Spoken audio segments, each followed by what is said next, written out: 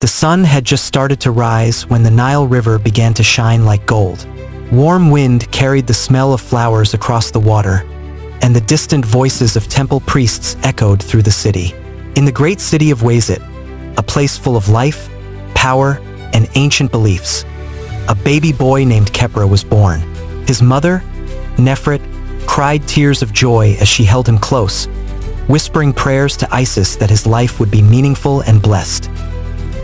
His father, General Rahatep of the Southern Guard, stood solemn beside her, a man both feared and honored. He believed his son would one day hold a destiny greater than his own. That hope was the first seed of tragedy, for destiny often answers with cruelty, even when born from love. If you enjoy ancient histories, please like and subscribe for more. Now back to our story. Khepera grew surrounded by magnificence.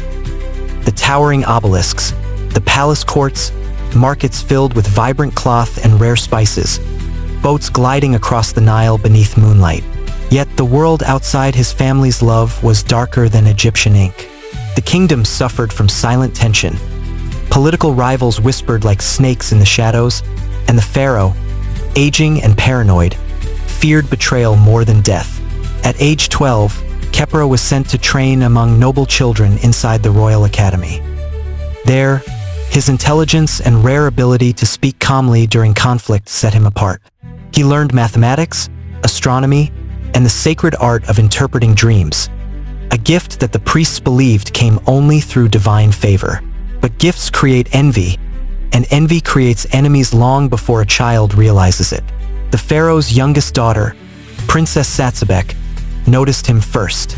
She admired his gentle nature and listened whenever he spoke about the stars, how their movements reflected fate.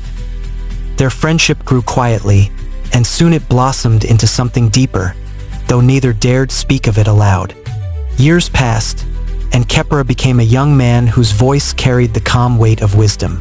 His father grew proud, but also afraid. Rahatep knew the palace was not a place where talented men aligned with royal blood could survive without drawing jealousy, especially from those intoxicated by power. His fear was justified.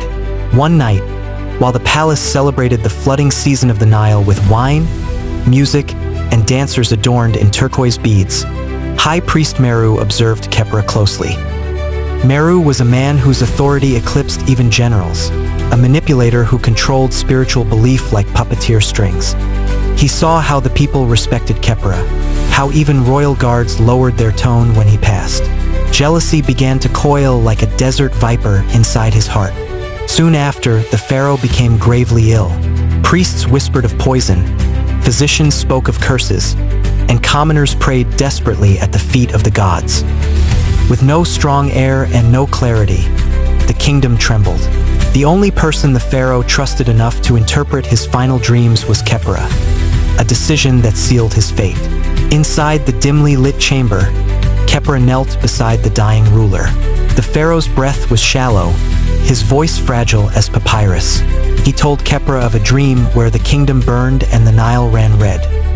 He saw a young falcon rising above the flames, but the people mistook it for a serpent and destroyed it.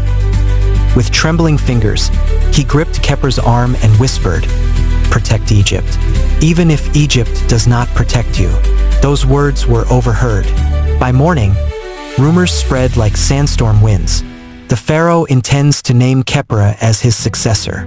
The princess loves him. He carries secret wisdom from the gods. What should have been honor instead became a death sentence. Meru, consumed by paranoia, convinced nobles that Khepera was planning to seize the throne. He forged omens, bribed guards, and poisoned minds with carefully placed lies. Soon, even the new acting regent began to believe that Khepera was a hidden threat. One night, as Khepera left the temple after praying for the pharaoh's soul, a group of masked royal guards seized him, bound his hands, and dragged him toward the riverbank. They struck him repeatedly, demanding he confess to treason. But he refused, asking only that the princess be spared from the pain of knowing. The next morning, his bruised and silent body was taken to the Hall of Judgment. Nobles sat like vultures, waiting for the spectacle. Meru stood before them, raising fake evidence, false testimonies, and twisted interpretations of innocent conversations. Khepera spoke only once, saying, "If truth cannot survive inside a sacred kingdom, then Egypt is no longer guided by the gods." It stunned the hall, not as defiance, but as a sincere lament. Princess Satsebek rushed into the chamber, tears streaking her face, declaring her love and swearing his innocence. But her words were cut short, and she was dragged away by her own attendants under the order of Meru. By midday, the verdict was announced. Khepera would be executed at sunrise.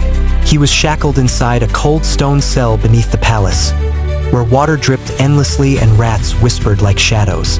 There he waited alone, except for one final visitor. Princess Satsebek, disguised in servant robes, slipped through the guards and entered his cell. When she saw him, her heart shattered. She embraced him, weeping silently against his chest. He held her face gently and told her not to blame the kingdom, for fear had more power over men than truth. She begged him to escape. She had bribed a guard, hidden a boat, and prepared a disguise. But he refused, saying, "If I flee, I become the traitor they invented. If I die, perhaps truth will hunt them longer than I could." They cried together until dawn, speaking of a life that would never come, children they would never raise, journeys they would never take, sunsets they would never share. Their final kiss tasted of both love and ashes. When the sun rose, drums thundered through the city. Crowds gathered at the riverbank where an ancient execution platform stood. Khepera walked calmly, with dignity that frightened even his enemies. As executioners tied him to the pole, he looked upward and whispered one final prayer for Egypt's future. Satsebek screamed his name, breaking free from the guards, running toward him, but she was too late. The blade fell. Silence. His body was wrapped and sealed inside a humble tomb, far from royal grounds, without rites or offerings, but his memory refused to die. Over time, strange whispers spread that crops grew greener near his grave, that sick children healed when touching the soil, and that stars shone brighter above that lonely mound. Priest Meru eventually died, tormented by nightmares of Khepera's calm stare. The regent fell ill shortly after, muttering apologies before death. And Princess Satsebek, unable to bear life without the boy who loved truth more than breath, placed a lotus upon his grave every evening until her final day, her tears forming a small pool beneath the stone. Some say her spirit still walks beside the Nile at dusk, searching not for power, but for the boy whose heart was purer than gold, and whose destiny was too righteous for the world he loved. Thanks for watching. Please don't forget to like and subscribe to our channel.